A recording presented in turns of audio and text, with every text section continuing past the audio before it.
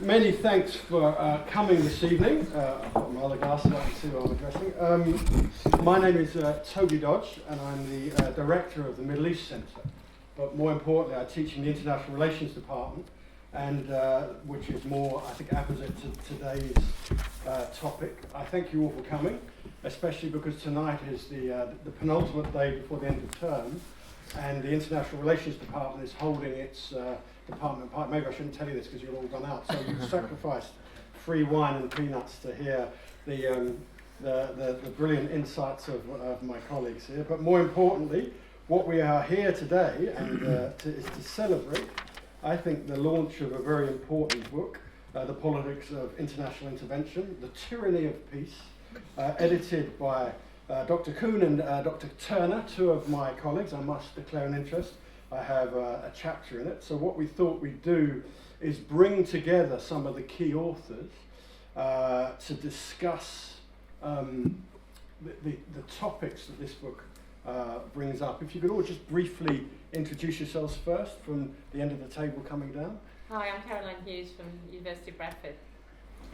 I'm Mandy Turner, Director of Kenyon Institute in East Jerusalem. I'm Chris Phillips from Queen Mary University of London. I'm Mike Pugh, retired from Bradford, but visiting professor at Nijmegen. I'm Florian Kühn, until the end of the month, professor for comparative politics in Magdeburg, and then in Hamburg at Helmut Schmidt University as of April 1. Excellent. So we're all going to speak very briefly about the how long are we going to each speak for? So I can 10 minutes. 10 minutes each, do you think? Okay, so everyone else is going to speak for 10 minutes. I should speak for 2 or 3 minutes before making sure everyone keeps to time. I've just flown in last night, which indicates my rather bleary outlook, from a research trip to Iraq, to Sulaymaniyah, Baghdad and Najaf. And if anything, I think sums up the message of this book, the big picture that this book is painting, it's the profound crisis, multi-dimensional crisis that Iraq faces. As I landed in Baghdad, a radical group of Islamists, basically made up of what we used to call in the old days lumpen proletariat, stormed the Green Zone and seized parts of the ruling seats of government in Iraq. Now, why did they do that? They did that because the ruling elite in Iraq, the Prime Minister, the last 3 Prime Ministers before him, and the cabinet, which is made up of nearly the same people who've ruled at Baghdad since the governing council was formed right in the aftermath of the invasion, have no legitimacy whatsoever. I think it's fair to say that the ruling elite of Iraq are delegitimized to the extent that they're loathed by the vast majority of the Iraqi population. Now, how can this situation come to pass? Also, if we add to that, Iraq's going to run out of money within the next 8 months and has gone begging to the International Monetary Fund and the World Bank, and the ramifications of that other of my colleagues will touch upon, and that the direct policy of the post-invasion government has given birth to the Islamic State and its seizure at one point of nearly over a third of the territory of Iraq.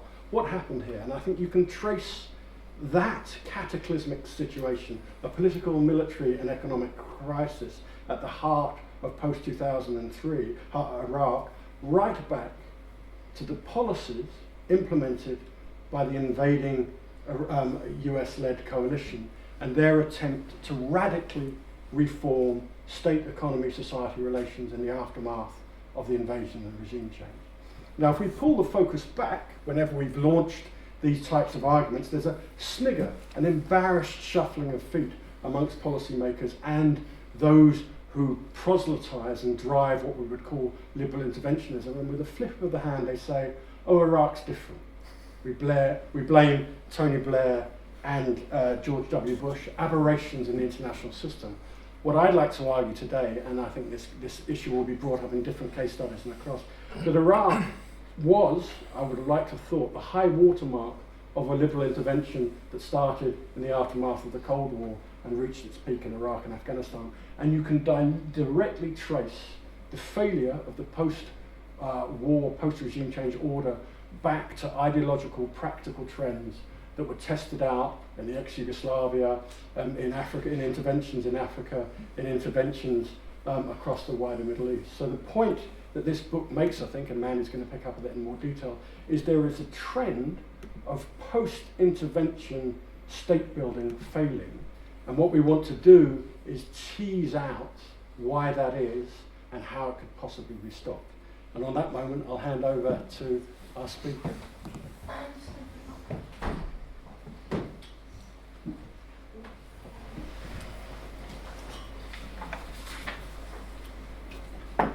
So talking of Mr. Blair, can I put this into focus? Thank you first of all to the Middle East Centre for hosting this. It's always a great pleasure to come and speak at the university that I studied 20 years ago now. So in the 10-minute slot that I've got here, I want to give a very brief overall introduction to the book, some of the main themes and the common threads that we see through most of the chapters in the book. You'll hear from a sample of these tonight. Now we wanted to try and include as many as possible because I think that there is some very interesting themes that emerged from us all working together. So I want to begin by showing you this quote from Tony Blair, our former Prime Minister, and until last year, my neighbour in East Jerusalem in the Middle East Quartet. In April 2014, at a keynote address in London at the financial media organisation Bloomberg, Blair stated, "So we look at the issue of intervention or not and seem baffled. We changed the regimes in Afghanistan and Iraq, put soldiers on the ground. We changed the regime in Libya through air power. In Syria we call for the regime to change. We encourage the opposition to rise up. Then there has been the so-called Arab Spring. At first we jumped in to offer our support to those on the street. We are now bemused and bewildered that it hasn't turned out quite how we expected." Now I think Blair's speech is very interesting for two reasons. First of all, Blair identifies and voices the confusion shown by many Western policymakers over why interventions have turned out so badly. And in the book we show that from Cambodia to Afghanistan, Palestine to Mali, these interventions have not achieved the results that these interveners desired. Now secondly, Blair's speech also shows us that international elites will, I think, continue to misunderstand why these interventions fail and why they will continue to lead to such tragic situations, for example, as we've seen in Iraq and Libya. And I think this is because Western elites like Blair will continue to blame local populations, or in other words, those experiencing the intervention, for preventing peace, for creating instability, and for wreaking chaos on the order that they are trying to impose. Now these same Western elites continue to disregard the central role of the type and experience of intervention upon these societies as just briefly outlined by Toby in the situation in Iraq. And I think they'll continue to ignore the impacts of imposing a particular type of order. Now Blair wasn't interested in the complexities of Iraq and the potential for destabilisation that would come in the wake of the invasion, the occupation and the social engineering project that was implemented and so well documented by people like Toby. And this fact was revealed by George Joffe, one of the Iraq specialists, who advised Blair in the run-up to the invasion, as indeed so did Toby. Now Blair instead preferred to see it all as a crusade against evil, much like his US counterpart at the time, President George W. Bush. And this is something that Toby elaborates on in his chapter in the book. So one of the aims of our book was to explore the theories and the concepts that underpin and direct the politics and practices of intervention. We wanted to try and understand why statesmen like Blair hold the views that they do. And a number of chapters in the first section of the book do this, and you'll hear from a couple of these contributions tonight, Florian and Mike. Now, our understanding of intervention is not limited to military intervention. Intervention takes many forms and includes a spectrum of tools and practices that are all designed to structurally influence and change the policies and polities of other nations. Now these policies and practices include the old style boots on the ground and occupation, but they also include blockades and sanctions and diplomatic and financial support for certain political elites and not others, as well as the aid and the economic policies that we see implemented through peace-building missions. We all ask the basic question, what is the type of stability and peace being pursued and for whom? We wanted to try and understand the deep social grammar of intervention. In addition to exploring the theories and the concepts that underpin these various forms of intervention and their practical implementation, we were also interested in the political economy of the communities who were experiencing the intervention. We wanted to understand how these societies perceive and deal with intervention. We wanted to understand their political and economic priorities, because these often diverge from those of the intervener. And so one of the key things that Florian and I wanted to do is to put a heavy emphasis on empirical research from people who'd studied the countries in question for many years. So in the book we have 8 case study countries. I haven't even got a copy of the book to show. In the book we've got 8 case study countries that cover a multitude of intervention experiences since the end of the Cold War. And we'll hear about 3 of these tonight, Cambodia, Iraq and Syria. The subtitle, as Toby says, to the book is The Tyranny of Peace. Now, Florian and I chose that for one main reason. All of the chapters in our book highlight the violence inherent in these attempts to police a highly unequal international system and enforce socio-economic and political changes from the outside in the quest to build a particular type of peace.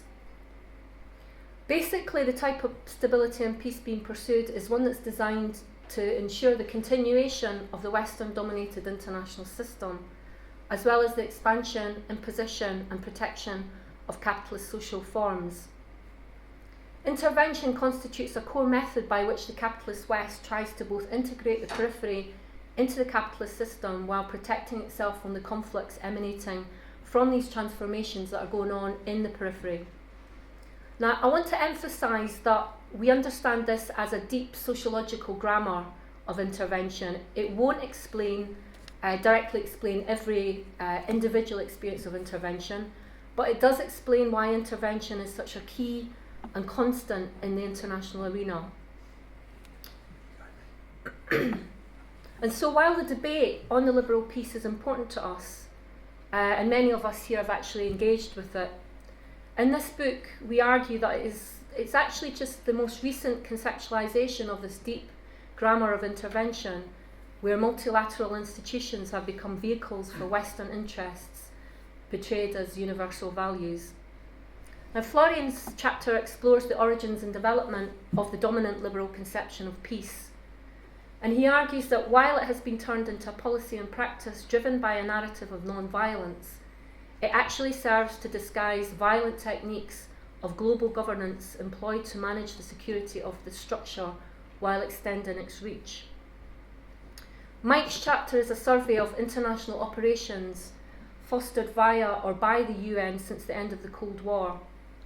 He argues that 2 aspects show that what is being pursued is an aggressive peace, namely the militarisation and codification of violence as peace, and the institution of a hegemonic, coercive political economy of peace building. Both aspects of this aggressive peace, he argues, protects the political economy preferred by institutions of power. Caroline's contribution is an analysis of the first UN peacekeeping mission with a complex peace-building mandate, namely the United Nations mission in Cambodia. She argues that the usual criticisms made of this mission, that it didn't have enough power to deal with spoilers, is wrong. She argues that one of the main reasons for the problems that developed in Cambodia was that the mission focused on promoting individualistic liberal forms of citizenship which undermined collective rights and collective forms of struggle. And it also focused on embedding property ownership which legitimised and helped to underpin processes of primitive accumulation by a corrupt elite. Toby's chapter focuses on the US invasion and occupation of Iraq, and he unpacks the ideas underpinning the dominant US decision makers particularly the concept of the diabolical enemy image, which drove the policy of outright subjugation of Baathists and later extended to the Sunni Muslim community in general. All this, as he's already argued, drove the country into civil war and led to the emergence of Daesh, also known in the West as ISIS or ISIL. Chris's chapter, which we'll finish on today, I always feel very sorry for Chris because it's such a moving ball, Syria at the moment. His chapter focuses on the first 3 years of the Syrian revolution and its descent into civil war. And it analyses the international and regional responses through an expanded understanding of intervention and through comparisons with the debates regarding intervention in Libya. My chapter in the book analyses the peace-building interventions in the occupied Palestinian territory since the signing of the Oslo Peace Accord in 1993. But obviously due to time constraints, I'm not going to go into that here, but maybe I can answer some questions from the audience. And so I'm just going to conclude with a couple of key points from our collective analyses. Firstly, that intervention is an embedded international social practice inherent in an international system that seeks to police global differences while ensuring the West's privileged position. The second main point that we make in the book is that the domestic pacification of societies and the refashioning into capitalist social forms within this hierarchy of international inequality is a repressive endeavour. We argue that the peace which is being advanced is and imposed and policed is actually very tyrannical, aggressive and unequal peace. It's a peace that benefits some at the expense of others. Now, I didn't want to stop without mentioning, obviously, the carnage we saw in Brussels yesterday. We might get to the point where this aggressive, unequal peace may soon benefit no one. We witnessed the human waves of misery, for example, on the shores of Europe, while people flee violence and terror in the Middle East. But despite the heightened tension that's created by understanding these processes and events, I really think we need to keep in mind that Daesh emerged out of the chaos and violence of the invasion of Iraq and the policies of the occupation. And it won't be defeated by bombs or closing borders or better surveillance techniques. But the shifts in international policy and practice that would be required to undermine and defeat such a force, I think, are so huge and will require such a massive transformation in thinking that we may well have to learn to live with similar acts of violence in Europe, just as other populations have had to elsewhere across the world. All of us that contribute to this book are in no doubt that the visions and strategies for a new, inclusive and pacific type of society and international system are incredibly urgent. This is not a utopian call. I think this is a necessity. Now I'll pass on to my co-editor, Florian Kühn, who's going to talk about his chapter. Thank you for listening. That'll be me. Thanks for coming here. I'm really very happy that we can be here and present our research here. Thanks for having us. I've never been to the LSE before, so it's also a very good endeavor to hear so much about the LSE. It's a different thing to see. Also, I apologize for if I appear confused. That's my usual mode, but it is enhanced today because I just came back from the US and I'm still a bit tired. What I'm presenting is a chapter from the book, which basically also coming from obviously from a similar perspective, because I feel we have to kind of unpack and open up the discussion so that we don't keep repeating the usual narratives about peace. So really what I try to attempt in my chapter is to track how the term peace and the practice evolving around it has changed over the centuries, over the years, very much congruent with the development of the modern state.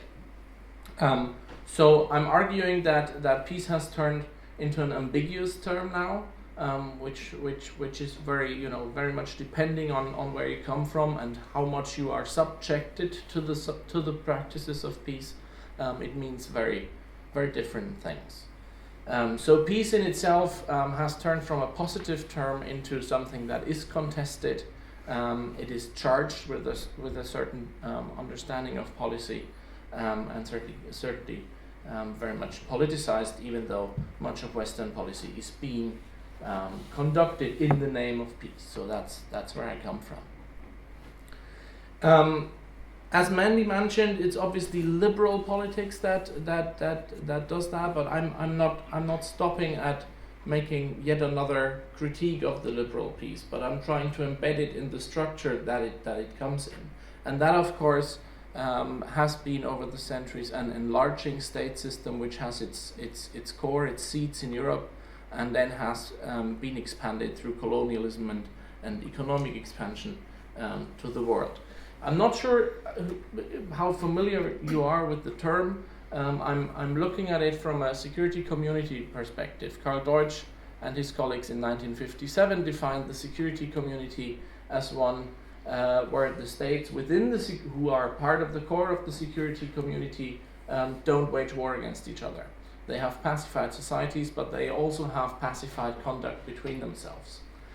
This, however, comes at the cost of an outside world that is portrayed as threatening to the conduct and the politics of the security community. The security community also, and this is going to become important in about 2 minutes when I come near to the end of my presentation. The security community communicates a lot within itself, but isn't as well networked, connected to the outside world. So there's of course no clear boundary between the security community and the outside world. It fades out, but we can see very dense patterns of communication which uphold narratives of threat, of risk, of peace, and all the things we are looking at, but less so, communicates less with the outside world. Okay. Now, the state system consists of formerly segregated or separate states, which of course share interdependencies. So autonomy or sovereignty might be seen as a myth, but it's also a guiding idea to understand international politics as done between states.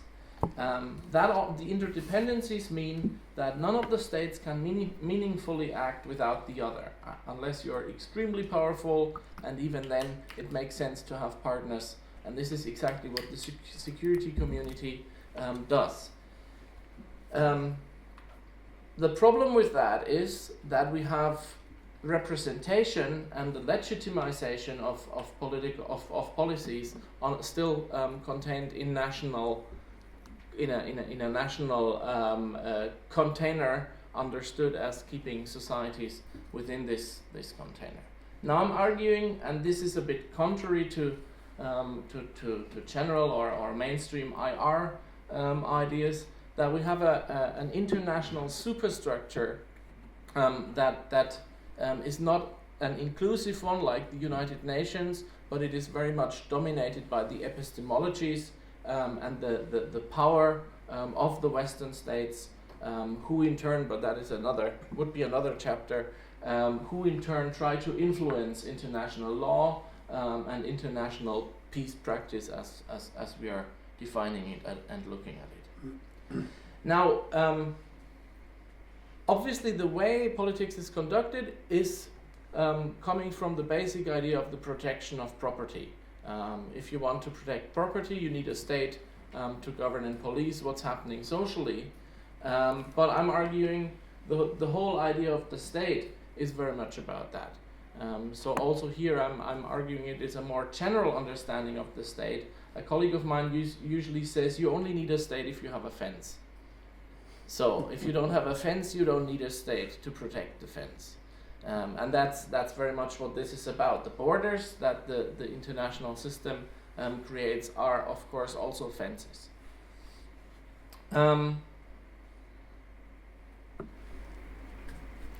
while this is the economic and political practice, it's also an ideological tool to justify what's happening there, because rights derived from property and the ideals of rights-based individualism within the state becomes a justifying tool to measure politics against. And that, of course, is where Blair, for example, comes from, when he's basically saying, well, there are these societies which haven't quite achieved that yet.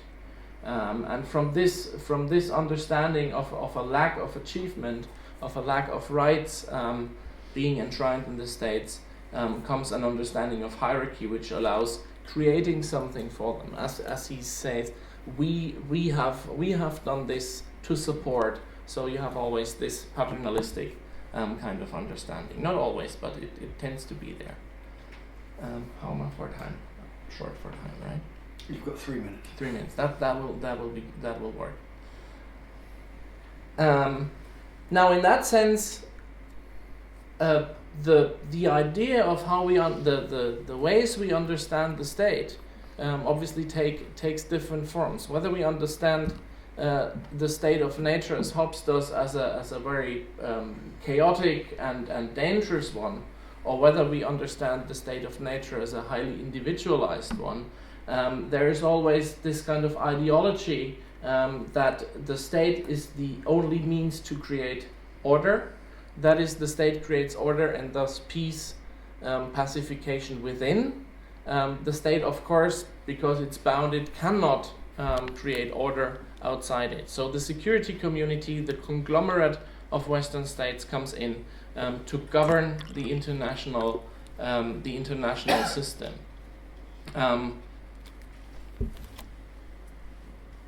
Now, in earlier times, peace was understood as something that was a divine gift.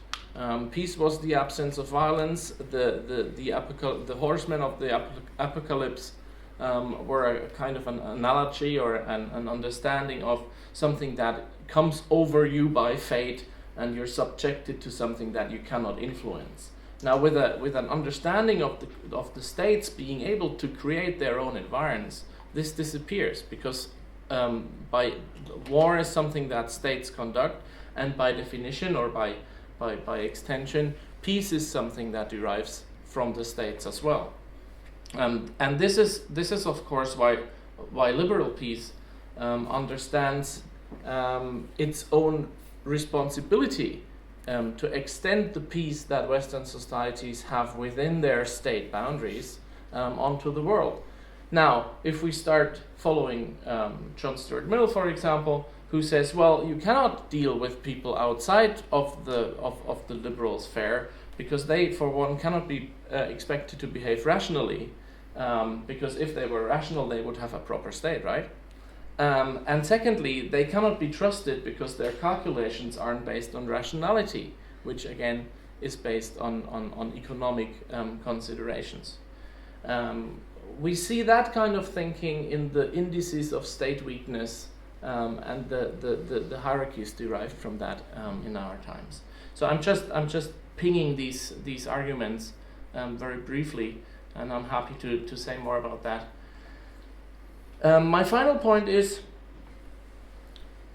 the understanding of Western responsibility to turn states and societies outside the Western security community into something akin to themselves is really what drives this expansion. Obviously, there's a whole lot of economic questions that are attached to that, which I'm not going into because I think we'll see a lot of that in the case studies.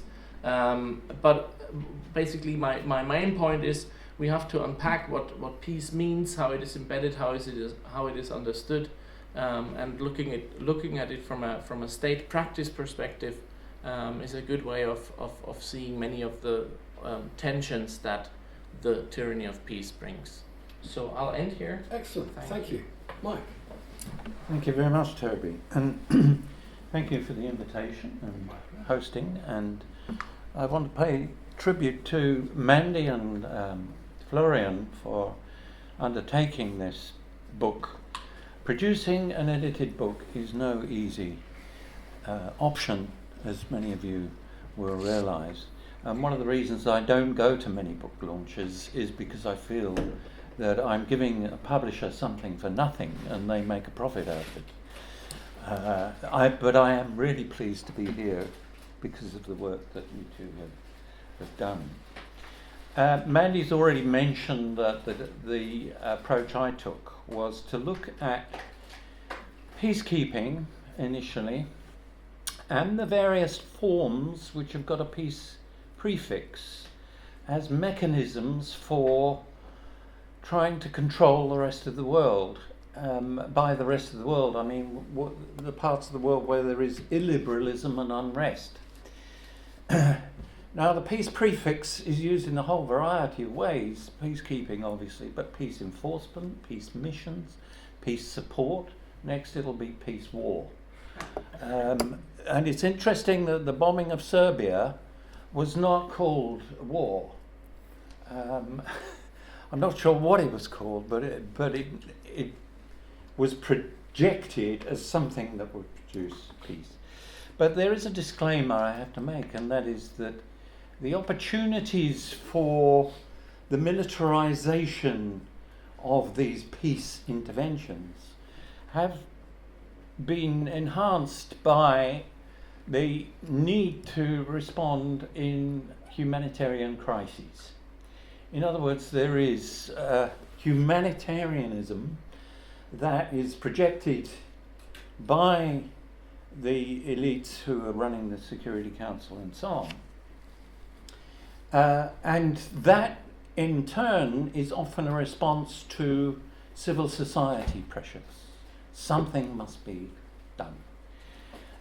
Various authors, however, have pointed out that no humanitarian intervention is for purely humanitarian reasons, that there usually would be a mixture of reasons, some of which, of course, are strategic. So that's one disclaimer. The other is that many of these operations are not run by the UN. Indeed, the majority of the 22 operations that involve what is called Chapter 7 of the UN Charter, peace enforcement, are partnered, or the UN acts as a sponsor of someone else doing it, quite often NATO or the Africa Union. And the UN talks about operations that are partnered or underwritten in some way. But it gives those operations the kind of imprimatur of international community approval, whatever international community means, and that is a contested issue as well. And it was in the 1990s that the more powerful elements in the UN Security Council devised doctrines that involved a spectrum of force, as they called it. And the argument was that you could move from peacekeeping to peace enforcement, or robust peacekeeping, as it's sometimes called, and back to peacekeeping again. Now, the other thing I wanted to try to do was to tie this militarization of peace in with global capitalism and the structures of capitalism and the ideas associated with what makes a successful political economy. And my particular case study is not the Middle East, but in the Balkans, and there I've revealed that there is a mutually constitutive operation going on between local oligarchs who did well out of the war, warlords in other societies, and those elites that come in and tell them what to do in order to run a proper economy, transform it from a socialist economy or whatever the economy was before. And the net effect of this is the same in Western Europe, for example, as it is in some of these post-conflict countries. It depoliticizes the precariat. And both sets of elites are wedded to that. It increases inequality. And again, both sets of elites are interested in that. It encourages rentierism rather than production, and again, that is common to Western Europe as it is to post-conflict societies, certainly in the Balkans. And it is keen to deprive the state of income, revenues. So this kind of welfare capitalism is about tax avoidance, about depriving the state, but within the state, it has to protect the capital system. Of course, it has enormous impacts on social relations. Now, what is the connection between militarized peacekeeping and this kind of event? And the answer I've come up with is that it's not necessarily direct, but the mere presence of military forces in a post-conflict country where there is the World Bank, the IMF sometimes, and various aid organizations, the donor countries and so on, that military presence protects the international community in this post-conflict country. So it's a kind of umbrella protecting this transformation in political economy. And the fact that the military have been engaged hastens the progress that these other agencies can make. And in some instances, the military actually engage in the transformation, usually in quite minor ways, but in, for example, monitoring development and reporting back to agencies like the UNDP. The next thing I want to say is that the chapter has definite flaws in it, and two of them I want to just mention. One is that I tend to regard the process as rather linear in the chapter, which it isn't. It's very fluid. There are contradictions, there are uncertainties, and there is a certain wariness. And you will, of course, appreciate that there have been several occasions when what used to be called great powers have been very reluctant to get engaged, particularly after Somalia. And the United States, for example, was very reluctant to describe what happened in Rwanda as genocide. And the United States did not put troops on the ground while the fighting continued in both Bosnia and in Kosovo. So there is a certain wariness, and I would suggest that actually that wariness has grown. The second flaw, I think, is that I don't disaggregate enough between the international institutions and these participants in peace operations, because they are not united, they're not harmonious. Otherwise the United Nations wouldn't have to invent integrated missions, as they're called, where the military and the various agencies are allegedly being integrated. I mean, even in NATO, a well-disciplined, coordinated organisation with strong command and control and all the rest of it has these disagreements where some countries don't want to go as far as other countries and may pull out, and there are internal debates. So I think it is important to disaggregate these structures. And finally, let me just say that I think we are entering, as Mandy suggested at the beginning, a period of crisis, because the UN, fragmented and bureaucratic as it is, lacks the competence to undertake large-scale enforcement operations. Many of those countries, often from what used to be called the Third World, the Indian subcontinent, and from Africa, that provide most of the troops for Blue Helmet operations, are increasingly wary of enforcement. The Western countries don't want to get engaged in enforcement if possible. And we've had situations where in Africa, particularly Mali and CAR and the DRC, where enforcement has been tried. 3,000 African troops in the Force Intervention Brigade has failed to neutralize the military groups that are operating in the DRC.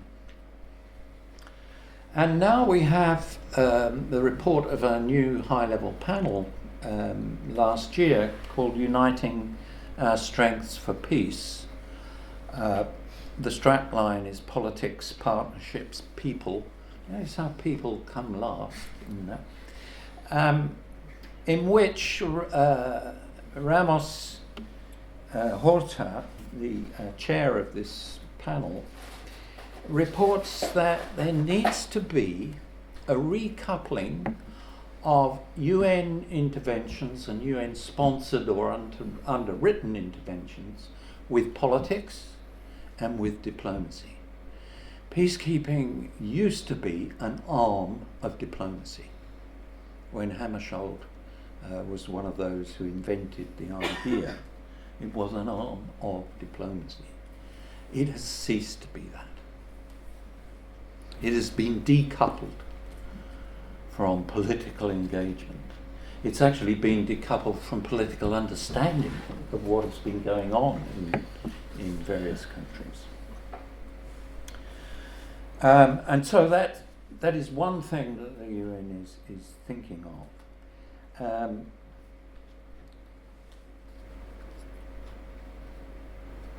But I also think there is a crisis. It's not just a crisis in Iraq and other countries. It's a crisis in the powerful parts of the world. We have a crisis in Europe, and it's a crisis which is a moral crisis, because you could argue we no longer can claim that kind of superiority which makes us liberal, that needs to be exported. The superior knowledge that leads to peace is no longer something that is easily claimed. And when I say there was a mutually constitutive development of policy in the Balkans, it's partly because we ourselves in Western Europe are depoliticized from economic issues. We are being governed in ways which increase the precariat and in ways which make it very, very difficult for people to exercise civil power.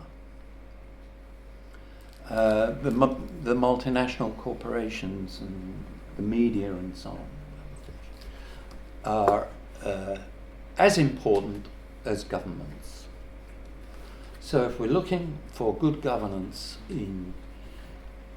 as an outcome of intervention, we need to look at our own good governance. Thank you, Mike. Caroline. Thanks. Well, thanks very much for including me on the panel. My job is to present one of the case studies from the book, which is a case study on Cambodia, which I wrote for this volume. And I think, I'm not going to go into too much detail, because obviously Cambodia is a bit of an outlier in this context, not being sort of part of the Middle East. But so I'm not going to go into too much detail about the specifics of the Cambodian situation, but just make a few points about how Cambodia fits with some of the ideas that we've already heard. And I think I'd like to make sort of three main points really about what, looking back at the Cambodia peacekeeping operation 1991 to 1993 and subsequent development state building interventions that are ongoing, really sort of contribute to some of the questions that have been raised here. And so the first thing I think that's sort of perhaps highlighted by a case study like Cambodia, because obviously it's quite an old case study now, so we have the significant advantage of hindsight when we look at Cambodia and its experience, and that is that the peacekeeping mission itself was a chapter, quite a brief chapter actually, in a much longer history of intervention.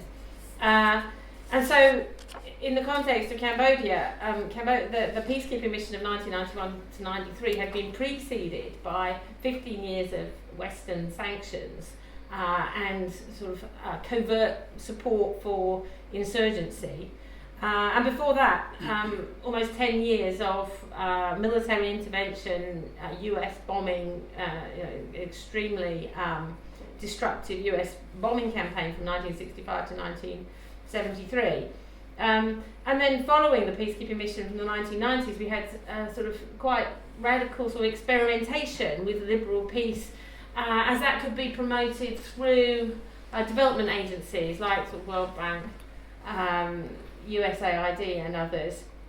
And I think what's interesting now, if we look at state building or ongoing promotion of sort of governance reform and those kinds of things in Cambodia, is that I think we see Cambodia is quite an interesting example of how China is being accommodated into the kind of international global system, because China obviously is a hugely influential player in that part of the world. So what we can see there is the peacekeeping mission sort of sitting in the middle of this long kind of sweep of different modes of intervention. But I think, and different modes of attempts to sort of incorporate Cambodia into a sort of global economy at different times. And I think it's important to say that has, the different modes of incorporation that have been tried have not been entirely internationally driven. I mean, what we see, if we look at Cambodia, is an elite that has actually, if we look at the elite that is there now, an elite that has profited immensely, has been an elite that's sort of largely remained intact since the 1970s, despite all these different waves of different kinds of intervention, and has managed to sort of profit incredibly successfully from different interventionary actions. And we see that elite sort of switching sides strategically, kind of ducking and weaving around different international actors, seeking alliances, seeking strategic alliances with different international agencies, and doing that very successfully. In fact, one of the things that perhaps differentiates the Cambodia case from some of the more recent interventions that we're going to be hearing about later is that, as an early post-Cold War peacekeeping mission, Cambodia was one of those missions that Mike was just talking about, where there was a great nervousness about actually using sort of military force. It wasn't a peace enforcement mission. And there was a lot of criticism at the time, in the sort of gung-ho sort of zeitgeist of the post-Cold War era. There was a lot of criticism that UNTAC, the UN Transitional Authority in Cambodia, didn't use enough force. It should have been more robust. It should have made more efforts to bring the Khmer Rouge insurgents to heel and so on. But I think that I think what's interesting is that we see the different groups, the different elite groups in Cambodia have actually been, in some ways, they've taken on that role. When the UN realised that it wasn't able to engage the Khmer Rouge through diplomatic means, and when they didn't quite have the appetite for committing military troops to engage militarily with the insurgents, they actually allowed the Cambodian, one of the other factions, which is now the ruling party in Cambodia, to use its own military to take that role. And so they actually supported a kind of beefing up of the Cambodian military, a sort of subcontracting, if you like, of that international role. And that has really set the scene for the ongoing functioning of the Cambodian regime, which is still very heavily reliant on a military that is abusive, very violent, and increasingly entrepreneurial, owns huge amounts of land that have been sort of contracted, awarded to the military as a means of keeping the military sort of on side. So we see that the whole sort of process of state building and peace building in Cambodia actually involved a huge strengthening of the Cambodian military, and that remains in place today. Having said that, I think it's also the case that we find that poor people, if you like, or civil society groups, protest groups in Cambodia, also have spent a lot of time over the last 25 years trying to also seek alliances with international actors, and sometimes they've managed to do that successfully. So we have this sort of situation where the international intervention that we see, or international agencies in Cambodia, are very much the target of alliance building from both local elites and sort of local kind of what you might call subaltern groups who are trying to contest the militarisation of Cambodian politics. And sometimes poor people are successful in that. I mean, there have been examples of squatters sort of successfully using World Bank mechanisms to gain concessions and things like this. And I think to some extent, I have to say, if I was a Cambodian squatter, I'd probably rather be evicted by the World Bank than by the Cambodian government, to be honest, because at least the World Bank would give me some compensation and wouldn't just sort of knock my house down. And so certainly there are opportunities within that international intervention for civil society organisations, for poor people's groups to organise and to gain concessions. And I think the reason for that is because organisations like the World Bank are very concerned about the sort of legitimacy and coherence of the development enterprise as a kind of ideological enterprise, I suppose. But the point is that this is really stacked against those kinds of groups. The whole thrust of international engagement in Cambodia has been stacked against poor people because Cambodia's civil society was immensely weakened by the war, and the international strategies, if you like, of poverty reduction that organisations like the World Bank, like the International Labour Organisation, other organisations that I talk about in the chapter are trying to promote in Cambodia are actually stacked against poor people long term, because they're very much based on making Cambodia sort of safe for what has turned out to be a mode of development that is really accumulation by dispossession. And so, there is much less violence in Cambodia now than there was during the war, and there is declining poverty in Cambodia, although I think you have to take the World Bank's figures, we have to view those with a slight degree of suspicion. But there has been a massive inequality has emerged alongside the asset stripping of Cambodia's natural resource base, and that is the key sort of feature, I think, of the last 25 years, particularly over the years of the commodity boom. And that has been facilitated by the militarisation of the boosting, if you like, of the military, and the routine violence against labour and land activists that the military is sort of charged with in the context of Cambodia.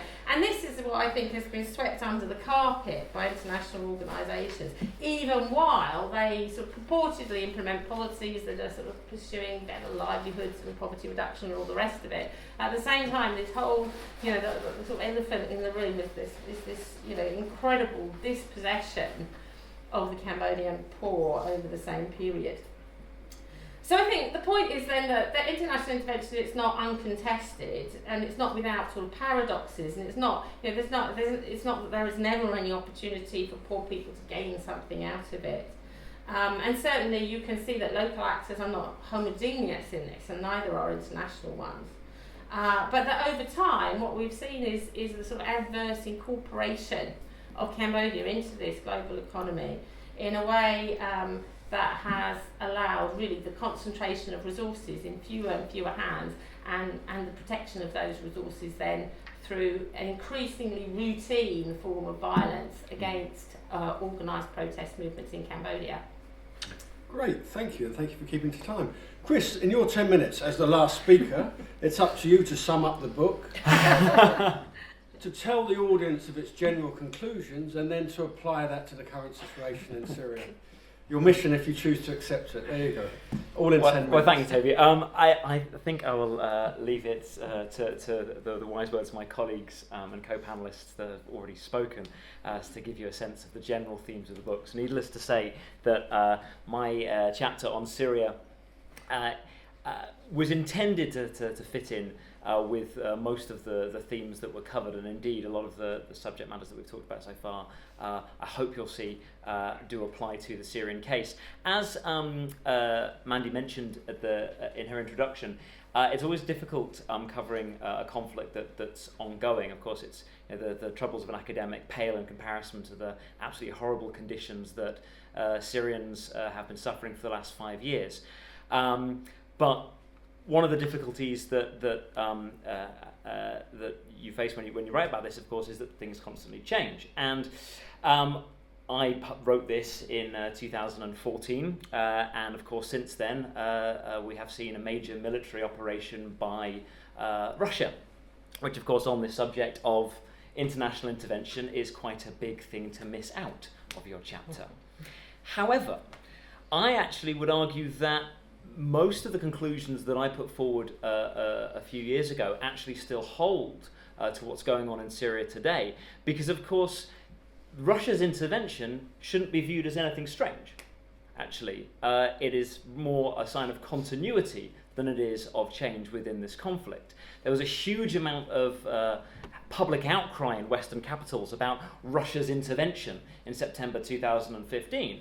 As if it was something different, as if it was something strange. And yet, of course, as I argue in this chapter, Western states, along with all of Syria's neighbours, and Russia and Iran, have been intervening in this conflict in some capacity since it began in March 2011. It is in many ways, the Syrian conflict, a case study de rigueur of international intervention. It's just that direct military intervention, the one that seems to get people excited, has been, to an extent, limited. So what I thought I'd do talk about this evening in my limited 10 minutes is really just talk about the conclusions that I put forward in the chapter, and hopefully show that they're still sort of relevant right up to today and sort of cover the whole conflict. What I did in my chapter was I posed 3 questions, which I'll try and briefly answer now. The first question was, why was there no direct Western military intervention? This is a big question that has come about, as that there was direct intervention in places like Libya. Why wasn't there in Syria? Secondly, as I said before, I, as most of us have done in this volume, defined intervention very broadly, not just about military intervention, and talked about non-direct intervention. So my second question was, what was the impact and what was the form of the non-direct intervention that has taken place, and what impact did it have on the war? And then finally, as a sort of concluding point, what does the Syria case tell us, or perhaps direct us in terms of what future interventions might look like in the Middle East? So those are my 3 questions, and I'll try and rattle through those as quickly as I can. Huge subject matters, I appreciate. So this first question, why was there no direct military intervention? There was a call in August 2011 by Barack Obama, amongst other people, that Bashar al-Assad must go. That was the call. Official policy of the United States and Western governments was regime change. And yet there was no direct intervention. When the same call was made about Libya, intervention took place. It didn't in Syria. Why not? Well, 3 main reasons, briefly. Firstly, the ideas behind direct intervention, liberal intervention that we've talked about in other chapters, particularly this idea of responsibility to protect, actually was exposed both in the Libya conflict and in the Syria conflict as something that really only occurs when it's in line with leading states' national interests. It wasn't in leading states' national interests, not least members of the Security Council, particularly Russia and China, therefore no legal responsibility to protect could take place. Secondly, and it's related to this, because of those structures in the United Nations, veto member holding actors, Russia and China, were completely against the idea of regime change in Syria for different reasons, and therefore ensured that no legality of any sort could be attached to some kind of military intervention against Syria.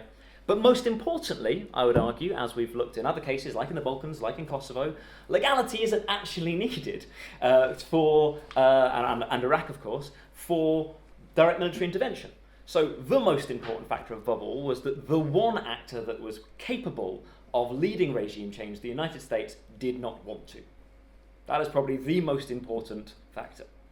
And you can look at domestic American politics for that, war exhaustion after Iraq, the particular personality and worldview of Barack Obama. Also, I would argue the structural shifts in the Middle East. I think that actually after the Iraq War, a lot of structural changes were occurring, bringing about what other people have called the post-American Middle East, the idea that actually the era of perceived hegemony that the United States enjoyed in the 1990s was effectively shattered by the failures in Iraq, and actually after 2011 you saw a shift in the region whereby the US was still the most powerful actor, but other actors started moving in and were willing to be more ambitious and interventionist themselves. So that structural shift also limited the United States' action. But the most important point is the US was not willing to intervene in Syria.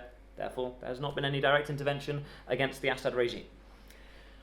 My second question was, what forms of intervention have there been, and as a non-direct military intervention, and what impact has that had? That's a huge subject matter. It's a subject matter that books can be written on and so on. But broadly speaking, we can say there have been three sets of international actors who have intervened in multiple different capacities, using multiple different tools in this conflict. Those are, the first group would be Western actors. They have intervened right from the beginning. Calling for Bashar al-Assad to go in August 2011 is an intervention. Even if you do nothing else other than say Bashar al-Assad must go, that is a huge intervention. It affects the calculus of Bashar al-Assad's enemies. It affects the calculus of Bashar al-Assad's friends. It affected Russia's interpretation of the conflict. It affected Iran's interpretation of the conflict. It made Saudi Arabia, Turkey and Qatar all believe that the US was going to intervene like it did in Libya. So just saying something to then hold your hands up and say, well, we didn't intervene, is not the case. That's a huge intervention. On top of that, of course, the US did send political support, money and training to members of the opposition and military fighters as well. So Western intervention, clearly.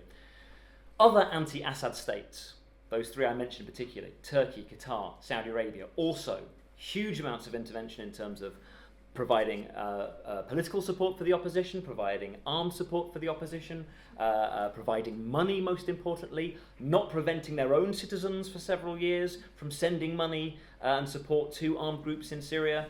Clear examples of intervention. And then, of course, the pro-Assad states, most notably Iran and Russia. To the extent that the Russians have actually sent their own air force into Syria, we see a clear direct intervention.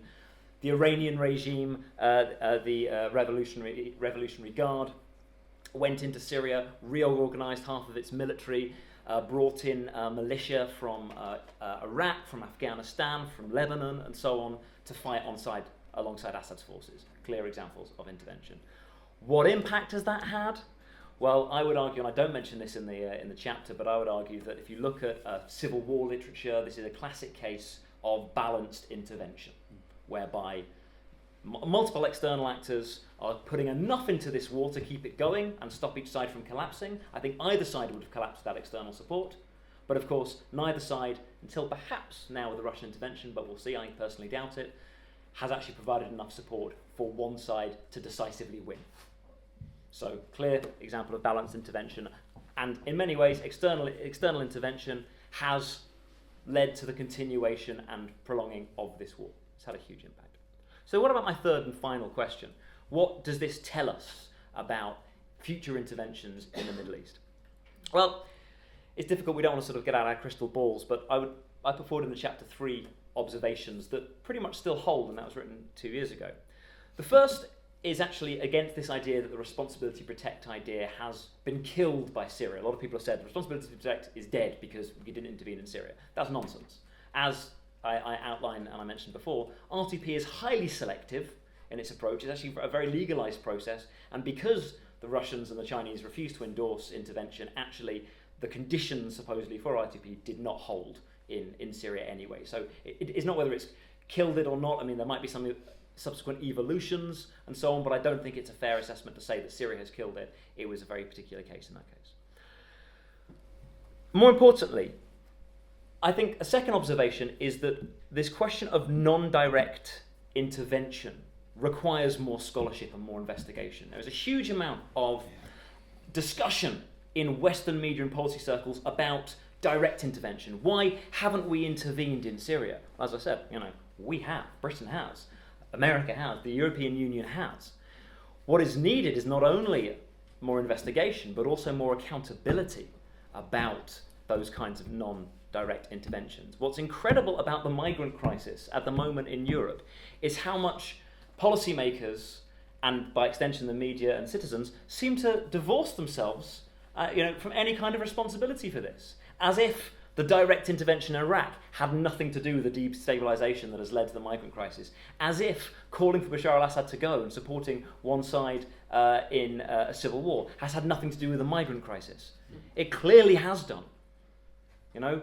Whether it's right or wrong is a different matter, but to claim that there has been no input whatsoever from Western governments is completely disingenuous, and public should hold them to accountability. And the final and sort of slightly sad observation that I made in this chapter is that one would expect that Syria is not going to be an exception.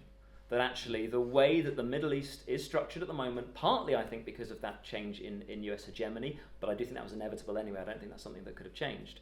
We're going to see more and more destabilisation in the region, more and more conflicts in the region, but importantly, more and more forms of intervention, both by Western states and regional states, pursuing their own agendas, causing greater and greater instability inside conflicts. And so I suppose I would conclude with a sad conclusion, really, that the kind of discussions that we're having today are absolutely relevant and very important, but I fear that we'll still be having them, talking specifically about the Middle East, for a long time to come.